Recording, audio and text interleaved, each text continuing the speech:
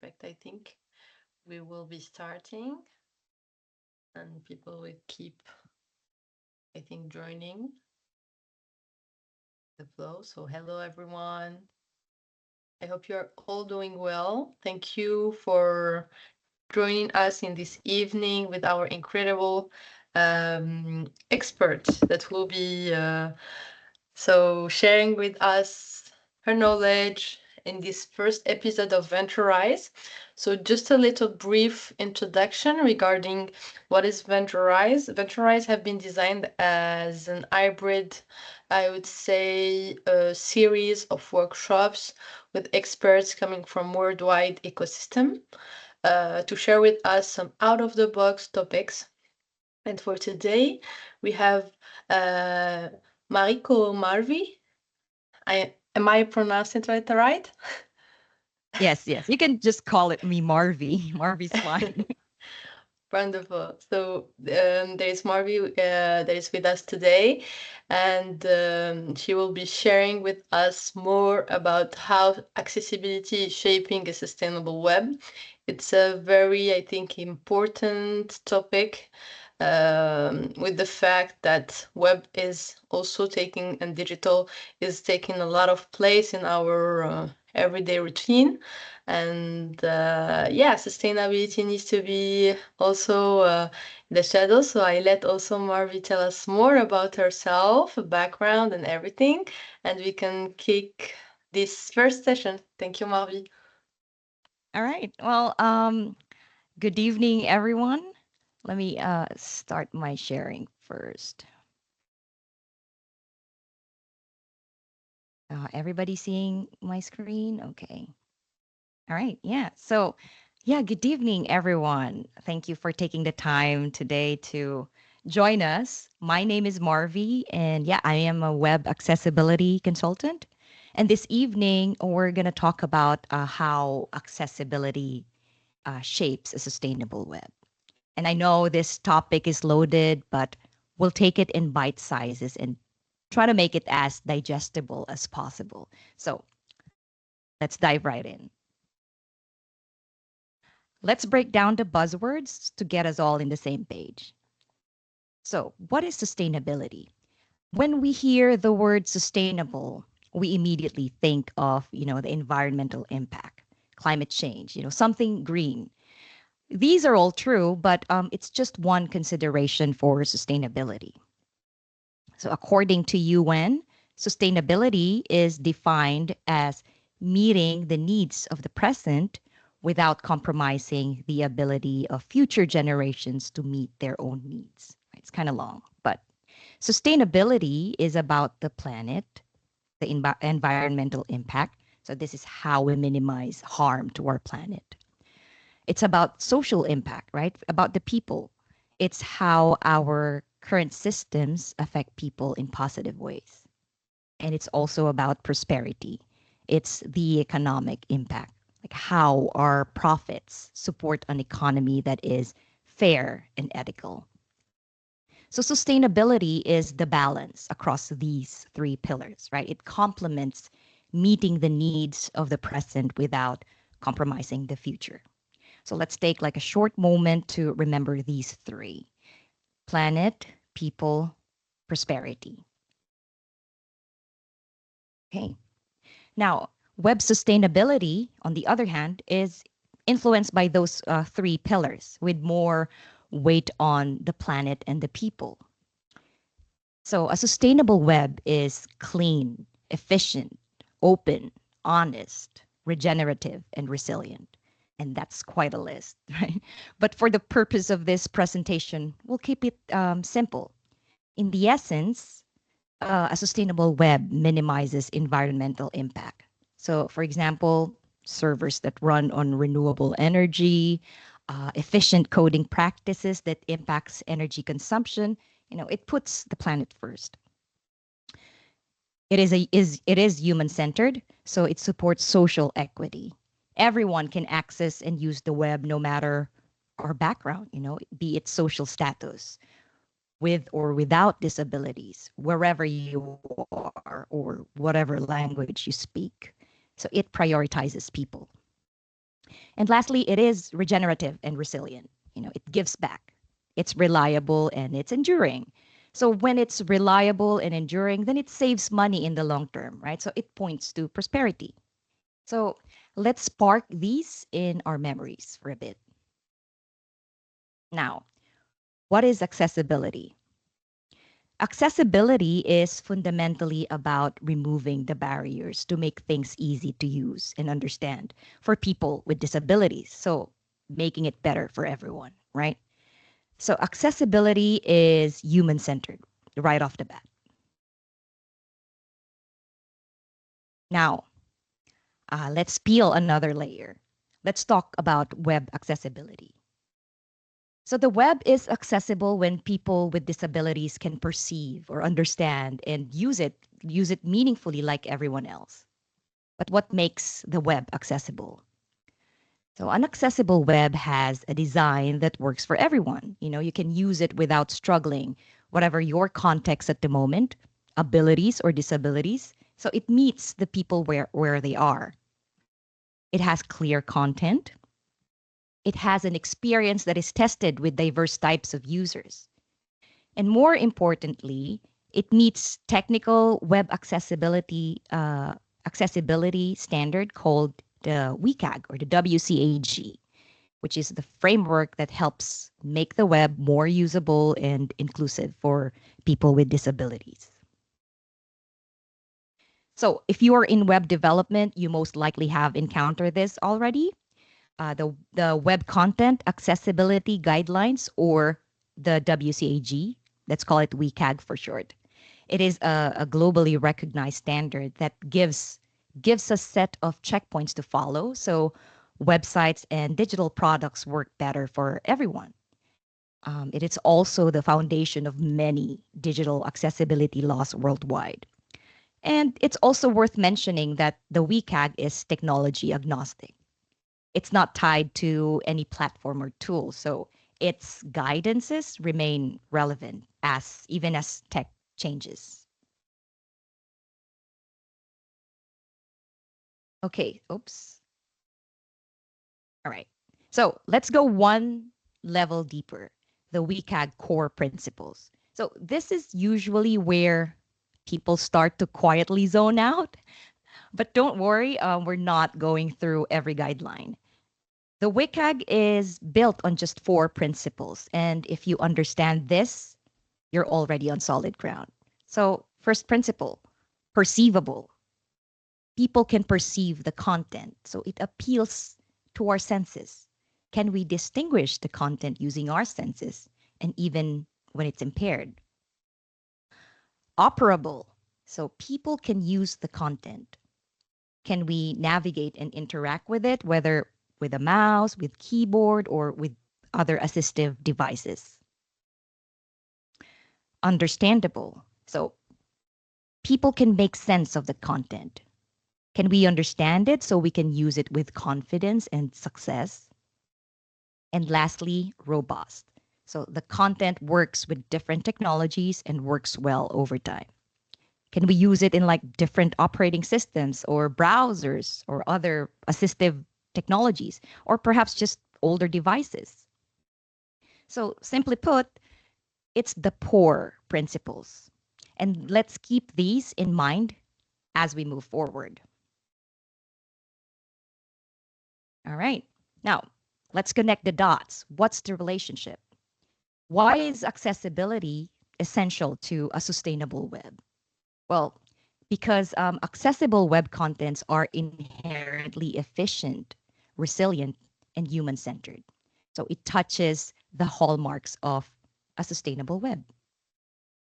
Now, for us to appreciate it some more, I picked some common, simple things we observe day to day in the web, and let's see it together. How the accessibility principles naturally supports a sustainable web. All right, an accessible button. So this is an example for developers. So a native HTML button is an accessible button. You get accessibility for free. It offers native keyboard support, which makes it operable. People can use it without a mouse. It's also screen reader friendly, making it perceivable. So people who are blind using screen readers can still know that this is a button. So meaning you don't need extra uh, JavaScript to manually replicate these features.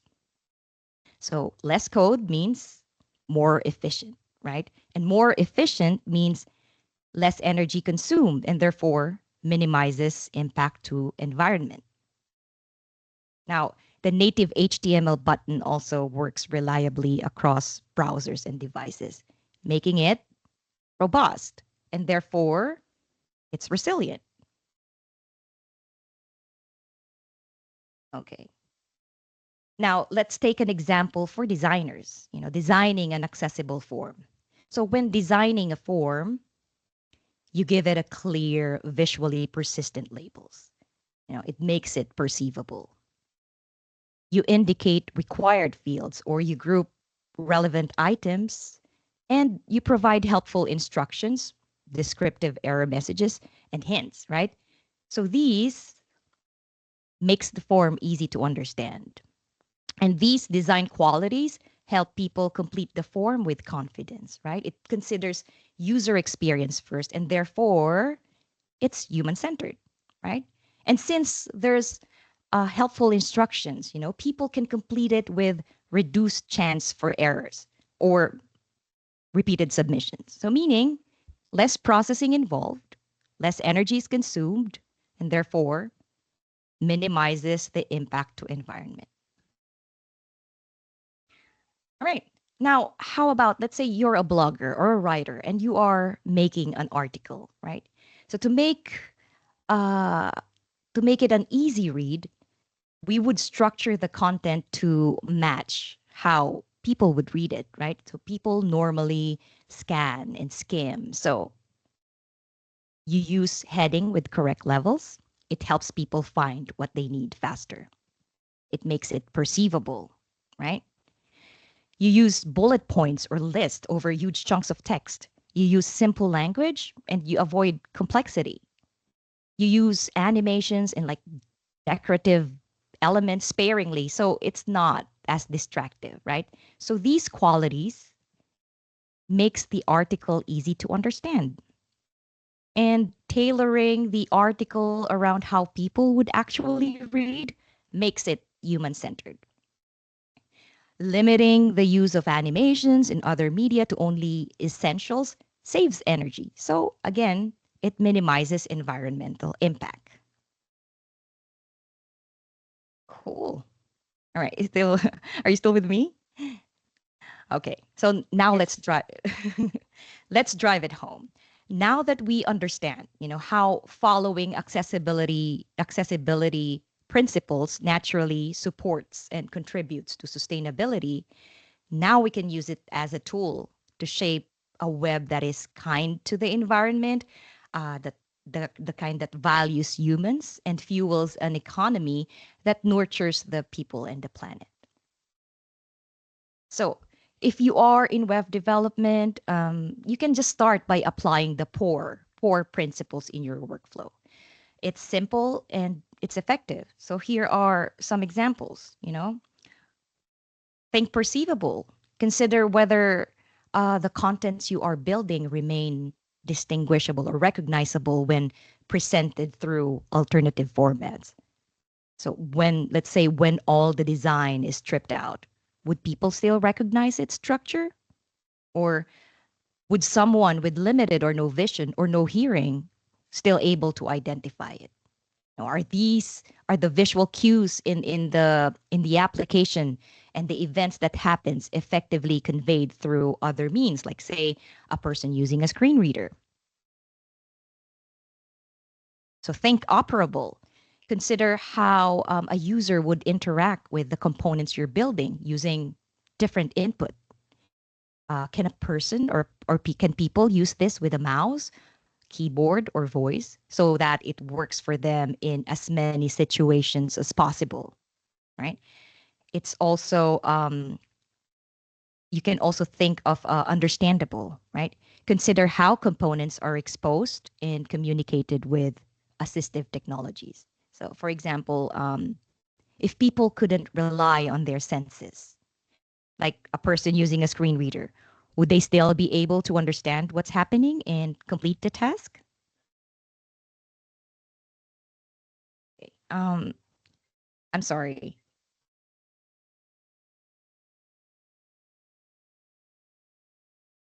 I'm sorry. I don't know if you're hearing the ringing. No, not at Okay, all. good. All right.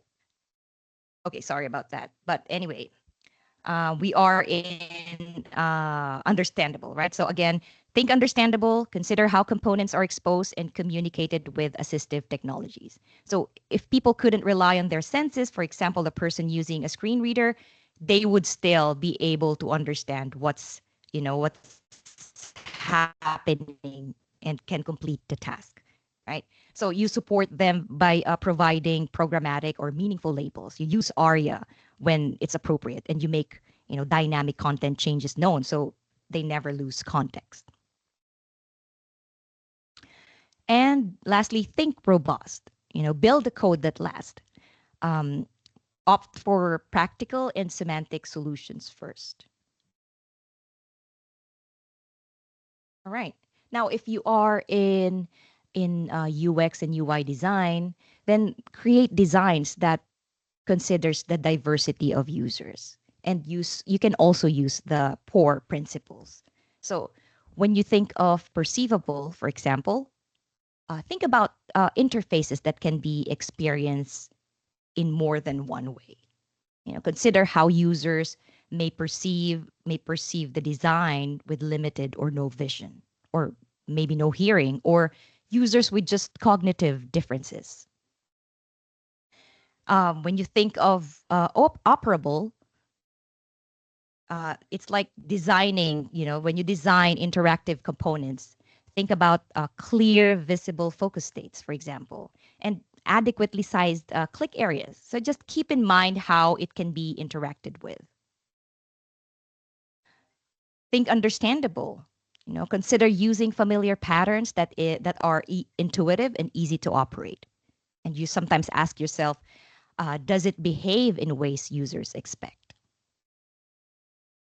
And lastly, think robust, a design that lasts, designed for resilience over trends. And when you innovate, of course, we have to innovate, make sure that it adds value and not barriers.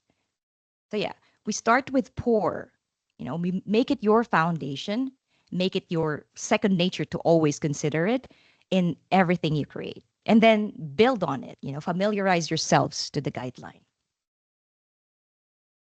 Now, if you're in leadership positions, right?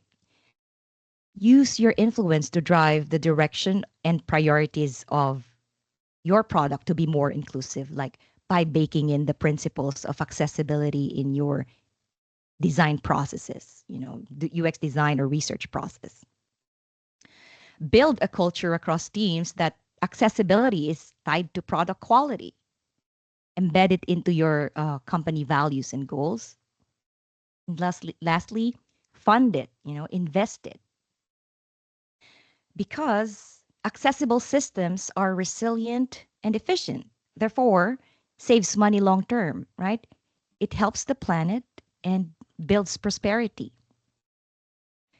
It promotes social equity. It builds a positive image that draws customer in.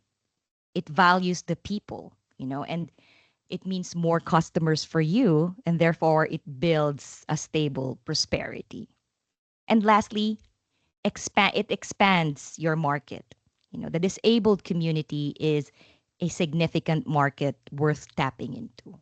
And if this still doesn't compel you, how about organizations or like enterprises, governments that are legally required to only procure accessible products and services? So it builds prosperity. 3 points for prosperity. It's worth investing in. Okay, so building with accessibility creates a more sustainable web. Accessibility is more than inclusion. It's a practical and impactful approach to web sustainability. And hello again, my name is Marvie. I am a certified web accessibility professional, currently consulting for organizations to help create accessible and digital space. I do audits, I do design prototype reviews, and I develop accessibility programs.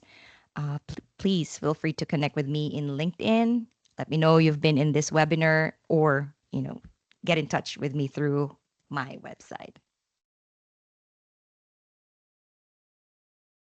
Thank you so much, Marvie, for this great presentation. I think I already have some couple questions if you want us to start, and then maybe this Yeah. will warm up our people here connecting with us. So, my first question would be for you, what are the most common accessibility issues you are dealing maybe with this everyday on the everyday basis? So tell us more. Oh, well, the number one until this age, it's still color contrast is the number one. And then it's seconded by incorrect heading levels, let's say. So the really low hanging fruits, if you think about it. Does that answer your question? So yeah, it's really kind of basic, but of course there are more accessibility issues in our digital spaces today, like especially in my experience in web, web applications. So yep, color contrast, heading levels are incorrect. Sometimes we take for granted keyboard navigation, and I think it's worth mentioning that sometimes the components that we implement on our web pages, let's say a menu, sometimes it's over engineered. And because it's over engineered, it doesn't translate well when, let's say, a person using a screen reader would operate the menu because it's super custom. And yeah, so there are many more. But again, it's like we have to tackle it. You have to start thinking about it so you can remove those barriers and make the web more friendly to everyone. Definitely, yeah. At the end, it's a question of empathy, right? Yes. Definitely. I see already some question popping in the chat. So Tracy Trent telling, how do you feel about using AI to identify solve accessibility issues? Okay. Yeah, this is a kind of a hot topic. Also, I've read about it in accessibility communities. So definitely AI, in my opinion, has a place for like helping you solve accessibility issues, but to some extent, because I feel like there's still this human factor. You can be 100% compliant in your code, but the actual experience is not pleasant. So you're still not going to hit all the right targets when you automate everything or you use AI for everything. There is always a human factor. That needs to be present. Okay. Hope that these answers your question, Tracy. So next one coming from Iman. Thank you for this valuable presentation. My question is, what makes digitalization sustainable? Thank you in advance. Okay, so my expertise is not in the sustainability realm, right? My expertise is in I really don't like the word saying expertise, but I'm um, more in line with accessibility. So I don't think I would be qualified enough to talk about sustainability in terms of digitalization. But one thing that comes to mind, if you I'm just thinking about really basic things, right? In Germany, I'm by the way, I'm based in Berlin. You have an option to opt for emails versus the paper mails from the government. So digitalization in that regard is a win because you are kind of like saving the environment, conserving resources in that regard. Definitely. And I think also accessibility can maybe helps in the sustainable dimension. Why? Because maybe sometimes when building, I don't know, more accessible tools, sometimes using less colors, more pigmented colors will help also use less energy Mhm. and things like this, no? Yeah, absolutely. Dark modes, those things. Wonderful. So the dark modes, yeah. Yeah. I didn't have the right word for it. Yeah. So there is also, I think the one another question from Ira, but it's a bit linked to the first one. So and then I see that Romesa have sent like couple questions, 3 questions. So she's saying, so it's very long. Mhm. Thank you for Oh, sharing your insights on how accessibility shapes sustainable web. Your perspective was incredibly valuable and made us think more deeply about how inclusive design can support long-term impact, especially in health-related projects like ours. I am currently working on a smart pink project which focuses on breast cancer awareness and support through digital innovation. Your input helped us realize how essential accessibility is not just in terms of usability, but also in ensuring critical health information reaches everyone, including those with disabilities.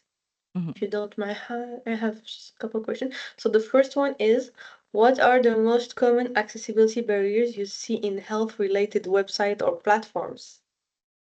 Mm. Maybe it's the same as the first question, or is there any specific one? Okay, so how can design digital tools that are both accessible? Okay. All right. I think Rumesa. Yeah, I Yes. think this is a loaded question, and I don't. I think it's best if we can if you connect with me and I can help you, design your next steps with these questions because I think it has more things we have to touch on. So, you could um evaluate what is your next steps when you're developing this project. So if that's okay with you, you can send me a message in LinkedIn or send me an email and then I'll help you out.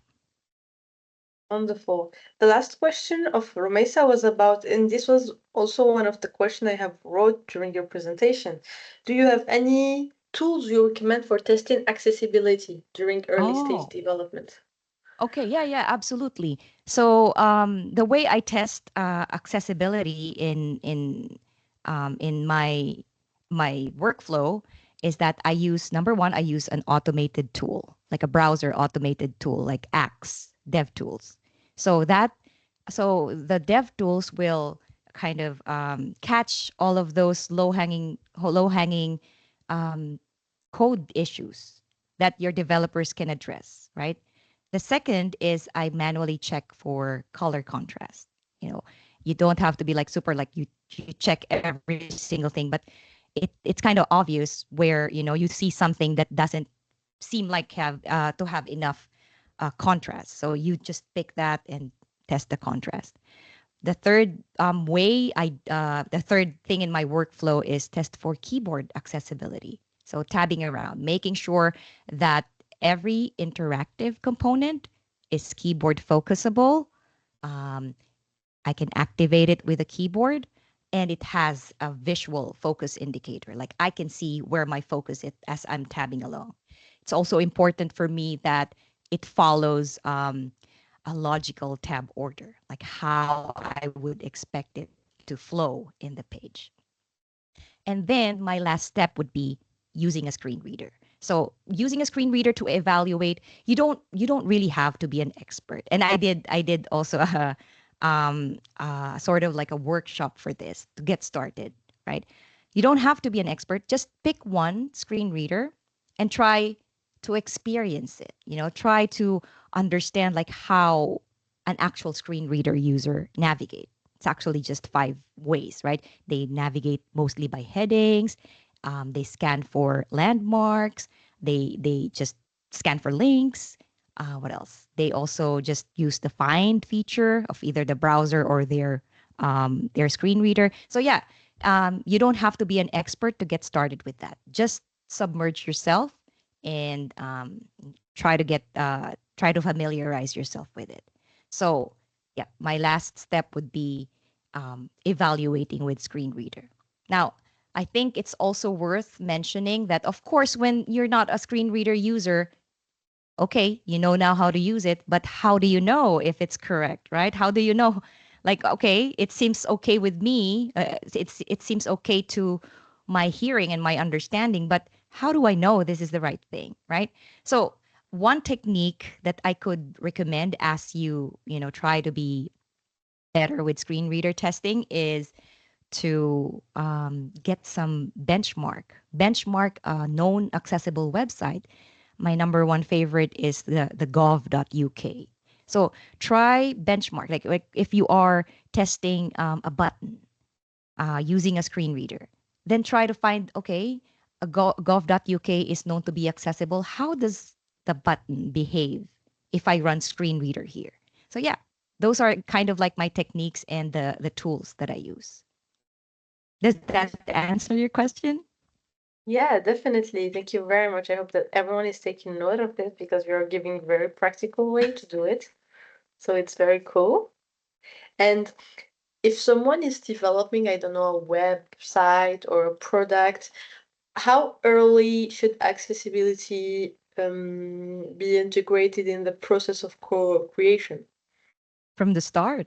It's best to do it from the start. You already include it, in your planning process, because that would definitely save you a lot of time and money because you are already anticipating what would be the accessibility issues, right? So instead of you doing it at the later part of development where now you're going to be retrofitting or now we have to change the design, like this layout, now you spend more resources. So it's best if you include it as early as possible in your development process.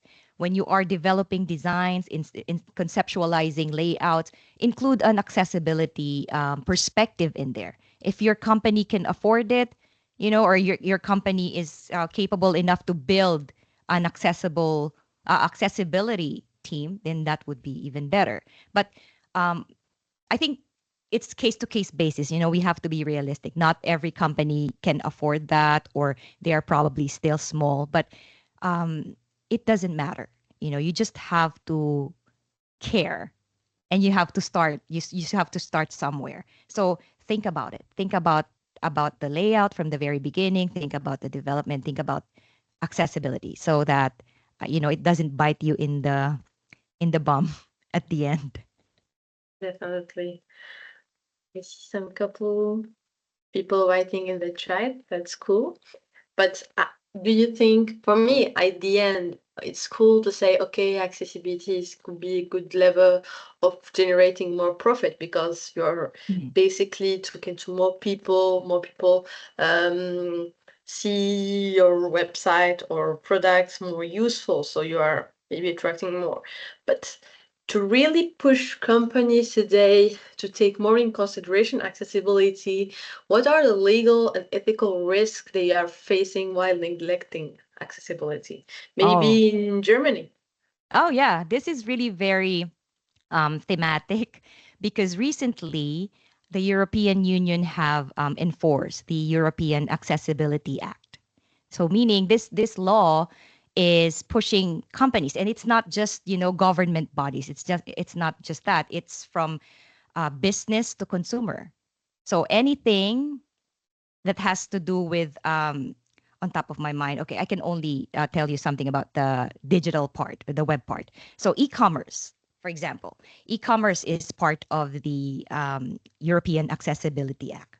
So if you don't comply, then there is a chance that you will be removed from the European market. So you risk being part of the economy, right? So you cannot really ignore it anymore. It started, I think it was just was last month in full force. Yeah. So the European Accessibility Act is like the whole framework for the accessibility laws, right? And then each of the member states will have their own version. But their version is essentially, they are just translating what is said in the European Accessibility Act into their own countries. You're speaking about European countries, right? Yes, European countries. Another thing, in the U.S., it's been a practice. If you are in public, if you're funded by the government, or if you're a government body, you are supposed to only use and acquire or do business with people with or companies with accessible products. So that's by law. Okay, very interesting. I don't know what's the case regarding, for example, South Africa, Algeria regarding this, but I think this should be a very important subject. But we know European people are the best when it comes to regulation, so most probably it will be also inspired from the EU regulation. But does this comes also with the new client for you? So people are really getting into it more with the regulation, or how is it going? Yeah, yeah, but you can see them in I see more and more people being more involved in this. And wait, I just have to mention this. Like Ronnie said, EAA, or the European Accessibility Act, also affects companies who do business in the EU. So meaning, if you're outside, let's say you are in Algeria and you are doing business with EU, you have to be accessible, or otherwise they will not consider you. So that's true. Thanks, Ronnie, for pointing that out.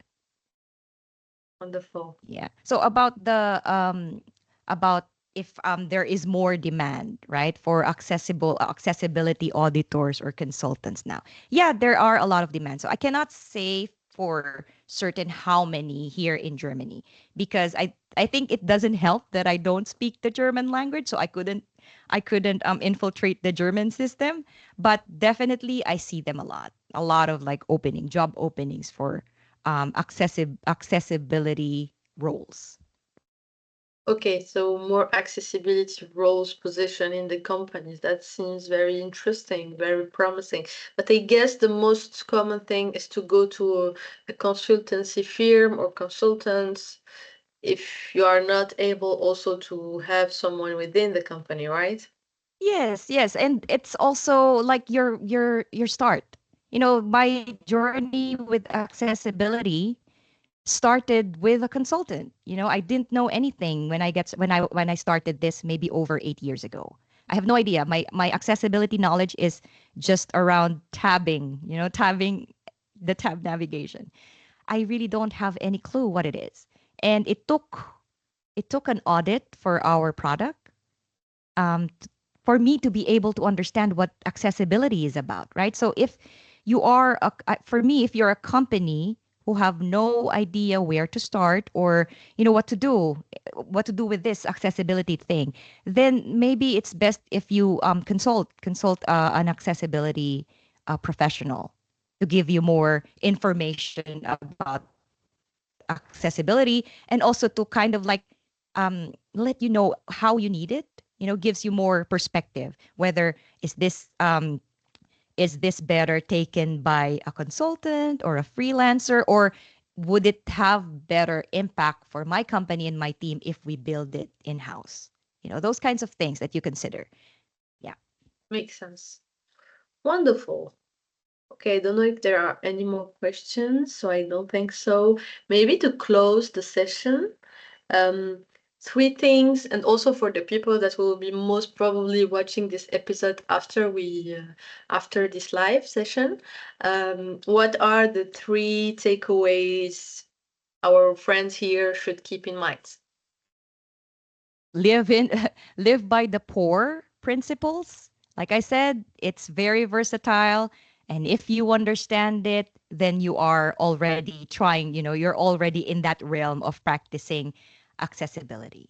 Number 2, be curious, be try to like put yourselves in the shoes of people with disabilities. So that would bring me be curious, because that would help you understand and gain more knowledge about the subject, which points me to the third thing that I would like to say. It builds empathy, right? Have empathy and start caring, because I firmly believe that the web is a basic human right. We all have to be able to use it and participate in it equally. Sorry, Wonderful. I don't have anything very important for the sustainability as a whole, but accessibility is really very, very related to sustainability. Yes, it is definitely with everything we have said. I think it's a very interesting topics, and you really open up a very interesting window to us. For me, the first time, by the way, I will also give the contest when we met with Marvie. It was in this, what was the name? It was a kind of co-working space, organizing kind of after work event. Jitex. It's Jitex It from was in Dubai. Jitex Berlin, Mhm. and it was very cool. We met and then we were speaking about accessibility. Then I was saying to Mari, like these kind of topics, we don't have any expert locally in Algeria speaking about this. So I think it's very interesting one, and I'm very sure that there will be also a lot of review of this session. But something also you need to keep in mind for those of you startup founders that are also willing to propose your product services for the EU market, as also said by Ronnie. Accessibility is very important for you, so keep it in mind. And maybe, who knows, maybe someday we'll come to Algeria and we can have another second episode, but this time would be in present. So hopefully it will be the case. So thank you very much once again, Marvie, for your time, for those precious insights. I hope that you have enjoyed as much as I did. And so see you very soon. Thank you so much, everybody. And Romeza, I can just send me an email, or I could probably ask our moderators for your email. And I'm really interested to talk to you about your questions. So thank you again, and have a great evening.